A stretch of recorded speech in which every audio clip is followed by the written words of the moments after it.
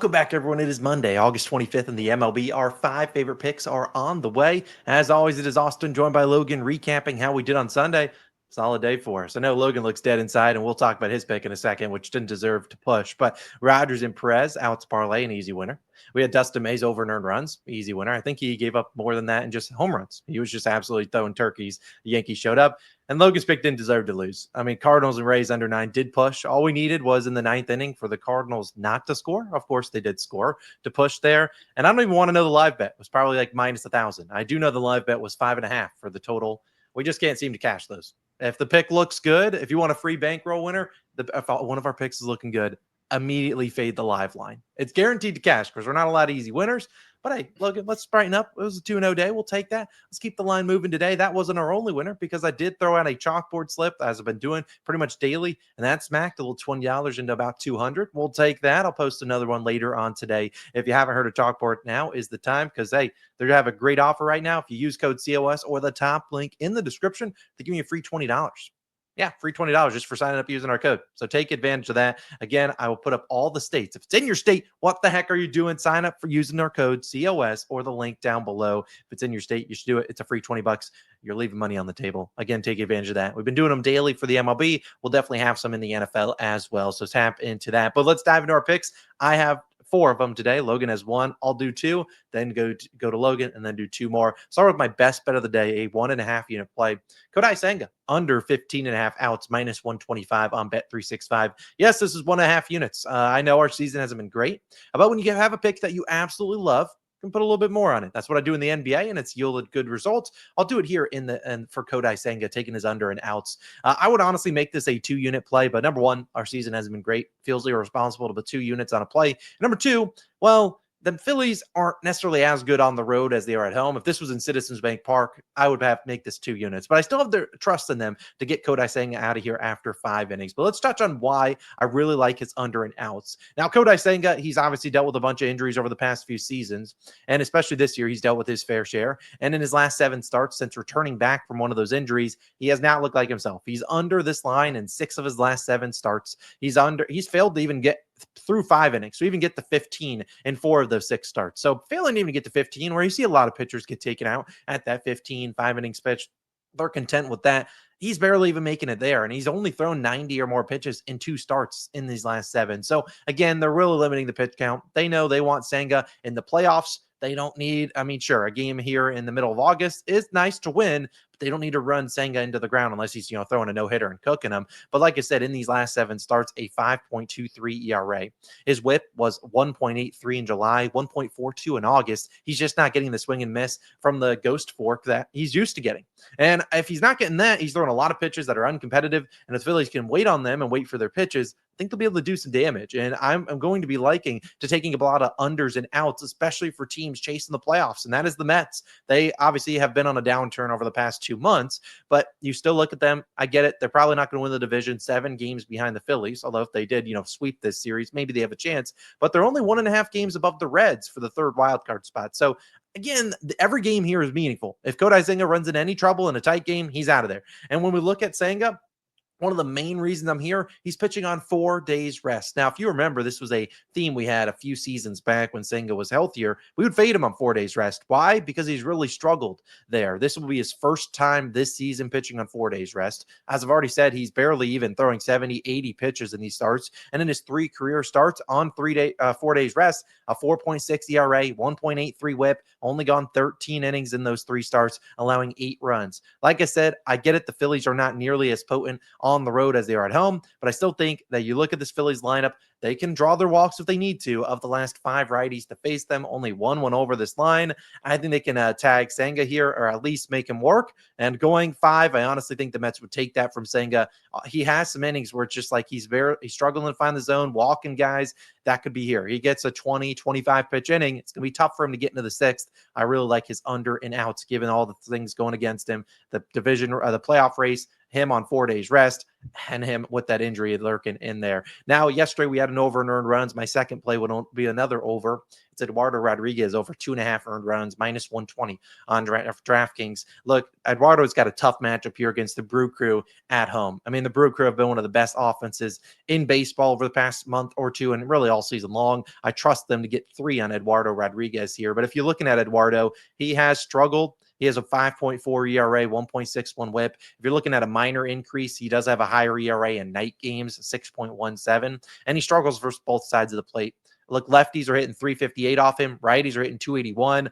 948 OPS for lefties, 828 for righties. So again, sure, the batting average is a little bit lower against righties, but 281 with an 828 OPS, still pretty dang high. Of the last 8 righties or lefties to face the Brew Crew at home, 7 of them allowed at least 3 runs. The only one that didn't was on cue, Carson Wisenhunt, when we took their over in earned runs over first 5, and they could only get us 2. But they had so many chances there, and they didn't even see him all too well. We saw them just hit Robbie Ray yesterday. I think they'll be able to do it again. You've seen over this last time span where they've seen 8 lefties at home over the past month or two. They rank first in batting average, first in WRC plus, lowest K percentage, 6th highest walk percentage. They are making guys work. While you could take Eduardo Rodriguez's over and under and outs, which I don't mind, I still think he could go deep in this game because the D-backs really aren't playing for a whole lot these days. They could somehow make the playoffs, but they would take a miracle. So they're leaving him out there, and we've seen him first time through the order, 317, second time, 297, 295 batting average with runners on, 264 with runners in scoring position.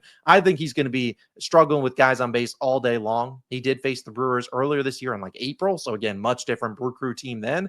In that game, he did only go out and he gave up 3, but one of them was unearned. There's an unearned run in here. I might crash out based on the one time I did Eduardo Rodriguez's over and earned runs earlier this year versus the Marlins. If you know, you know. I think he gives up 3, though, in this tough spot here against the Brewers. So my 2 favorite picks, well, I still got 2 more, but we'll dive into those in a second. But I'm going to throw it over to Logan. He's got an over in a game. And Logan, these are 2 teams swinging hot bats. Love it. Where are we going? Yeah, so I'm not going to let yesterday's under demoralize me. I'm coming out firing. I love the Royals and White Sox over 8, minus 120 odds on Fanatics. Now, I'm going to play it at 8. It's playable up to like minus 125, minus 130 at 8. Then you would take the 8.5. If it gets a little bit more juiced on the 8, just take the 8.5. You'll get better value on that. That's plus 100. But again, guys, the 20 cents difference in line, I'd rather just have the better number. I've been very, very unlucky on totals this year. If you even saw yesterday, you would know that that's been about my totals luck. But it's still the market that I feel the best in, especially, with these 2 teams today. It's my favorite pick of the day. I mean, Austin's coming out firing in the player props. I just want to find one that I really like. And I'm backing both of these offenses right now as they're hot right now. Let's talk about who's starting for the White Sox today. It's Shane Smith, 4.12 ERA, 1.29 whip.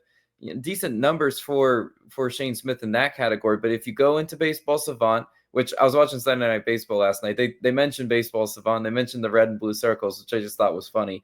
But Shane Smith has a lot of blue circles, 26th percentile in expected ERA at a 4.47, 12th percentile in hard hit percentage, 19th percentile in walk percentage. All of those are like, potential regression numbers. And it might not all come in one start, but in his most recent start, it definitely happened. He gave up 4 earned runs on 7 hits in his most recent start. I think that was against the Braves.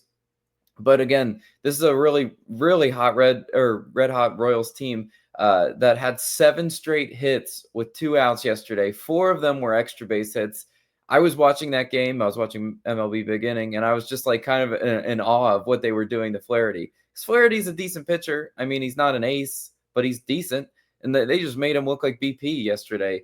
If you can do that yesterday on the road against Flaherty, can you do that once again on the road against Shane Smith? I think they can. This Royals offense has scored 5+ runs in 3 of their last 4 games. If they get us to 5 runs themselves, we're going to cash this over. I definitely believe that. In their last series against the White Sox, they scored 6 runs in back-to-back games to close out that series. So they got the bats working towards the tail end of that recent White Sox series. I think they bring the bats today. Kansas City sitting 302 in their last 5 games versus right-handed pitching. They've been a great offense recently. Continue that once again for me today. And then starting for the Royals today, it's Noah Cameron, 2.53 ERA, 1.07 whip for Noah Cameron. Obviously, a great ERA. Cameron faced the White Sox 10 days ago in that recent series I was talking about. He went 5 1/3 innings, pitched 1 earned run. In that last start against the White Sox, though, the White Sox had 10 hard hit balls, 95% or 95 miles per hour or higher versus Cameron. They barreled him up.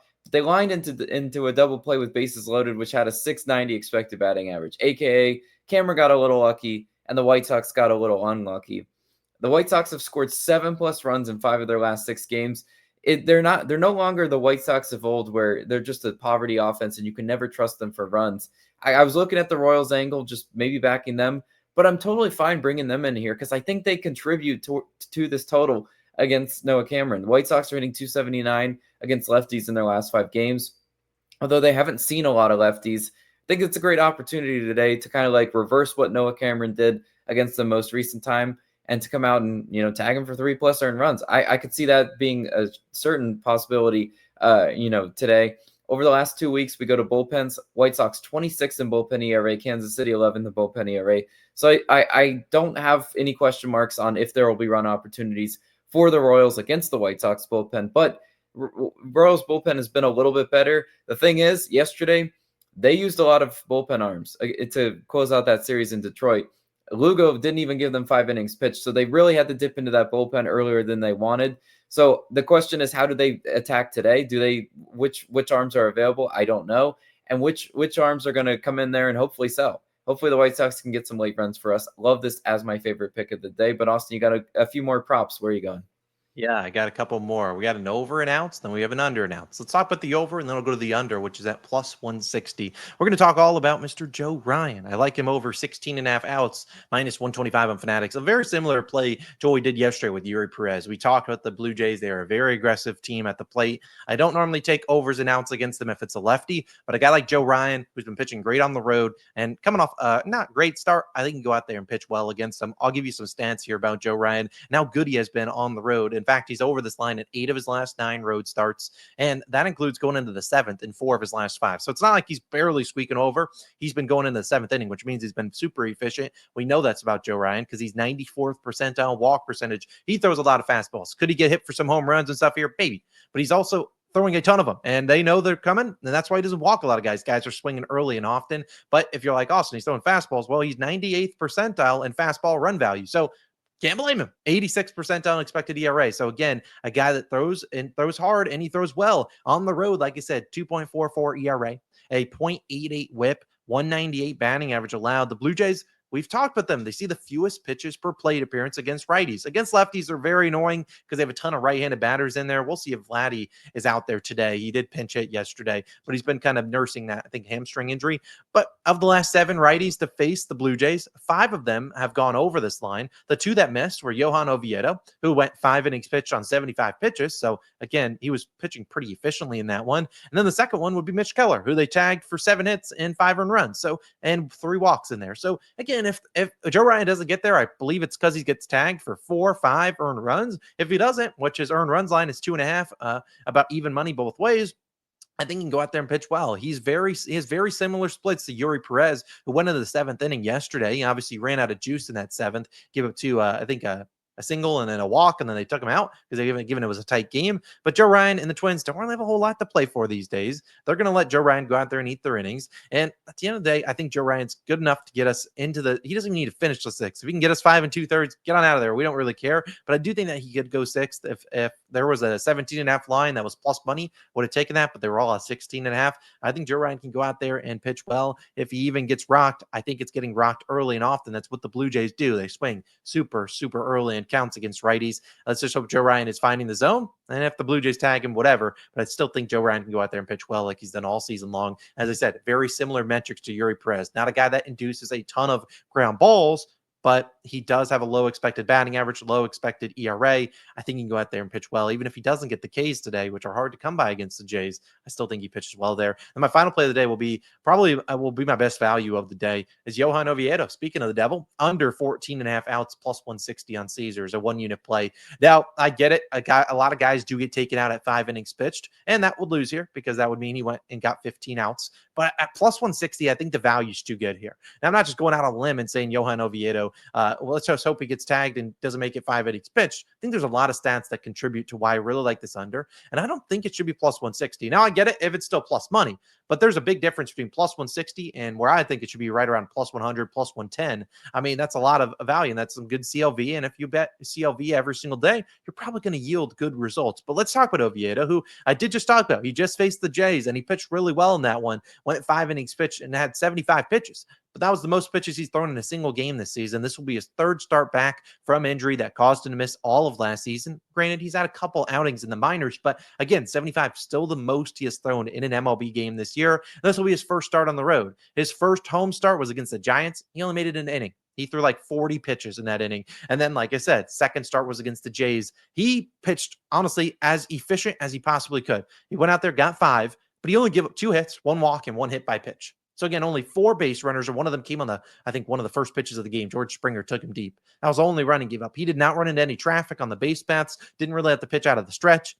It was a perfect start from him. Now you throw him on the road where I don't see him having a pitch count higher than, I don't know, 80, 85. There's nothing the Pirates are playing for these days. So sure, would they like 5 at him? Yes, but if he's coming into the 5th inning and he's already at like 70 pitches, which could happen, he's done that plenty of times before, we could see him get taken out. And we've seen the righties to face the Cardinals have had a tough job. Now, Ryan Pepio cooked him yesterday. He went 5 innings on 60 pitches or something like that. But again, that was sitting in the dugout for 6 hours or whatever it was in a rain delay. I'm going to give the Cardinals a break there, but we've seen the last 7 to face them. Only 3 have actually made it 5 innings pitched. And you look at some guys they've run out of there, Edward Cabrera and Joe Boyle. They got them out of there. You saw Will Warren and Yuri Perez pitched actually decently well, only give up 1 run apiece. They didn't even make it 5. And so I look at this, and as we talked about with Kodai Senga, Johan Oviedo dealing with a bunch of injuries, and he's also, just like Senga, pitching on 4 days rest. This will be the first time, obviously, this season he's pitched on 4 days rest. And when you look at in his career, when he pitches on 4 days rest, a 3-14 record, a 5 ERA, and a 1.5 WHIP. So I think if he's given up a couple base runners an inning, all it really takes is 1 bad inning for Johan Oviedo, who is in the bottom percentile walk percentage. The Cardinals, I've seen him before, 52 career plate appearances, 15% K rate, a 261 batting average. And like I said, this guy in Oviedo, who this is his first road start. In his career, we've seen the ERA jump up on the road from a 3.98 to a 4.63. The WHIP has jumped from a 1.23 to a 1.54. He did technically start his career with the Cardinals. So if you're looking for some revenge, sure, go for it. But that was a long time ago. He's already faced the Cardinals 3 times. So I'm not too worried about that. I think that plus 160 is a smash play. I'll take it for a unit. Plus 160, win back 1.6. I think we had a chance there. He could go 5, but like I said, I just don't think the value should be at plus 160. If this was like even money both ways, sure. That's where I kind of think it should be, but I don't see him throwing more than 80, maybe 85 pitches if he's just struggling and maybe the command isn't there. Walking guys, the Cardinals are sometimes a disciplined team at the plate. Knock on wood, they can do it today, please. I do like his under and out. So again, to recap the card, we got 5 picks today. When it's a long video, Kodai Senga, my favorite play of the day, under and outs, 15.5, 1.5 units. The rest are 1 unit plays. Eduardo Rodriguez is over and earned runs. We have the over in the Royals and White Sox game. We have Joe Ryan's over and outs. And then we have Johan Oviedo under and outs. Those are the plays. As I said at the top of the show, if you want to sign up for Chalkboard, use it. Code COS, top link in the bio. If it's in your state, sign up. You get free $20 just for signing up using our code. Simple as that. Again, appreciate you guys for tuning in. I'll be posting my Chalkboard slip onto our YouTube All-Stars and stuff like that. And we also post on Twitter at Colin or Shot. You can check that out over there probably in a few hours. It's Austin Logan signing out. Apologies for an 18-minute video, but you know what? We're delivering you guys winners to start off this week. We'll see you guys back tomorrow for Dinger Tuesday. See you guys then. Peace.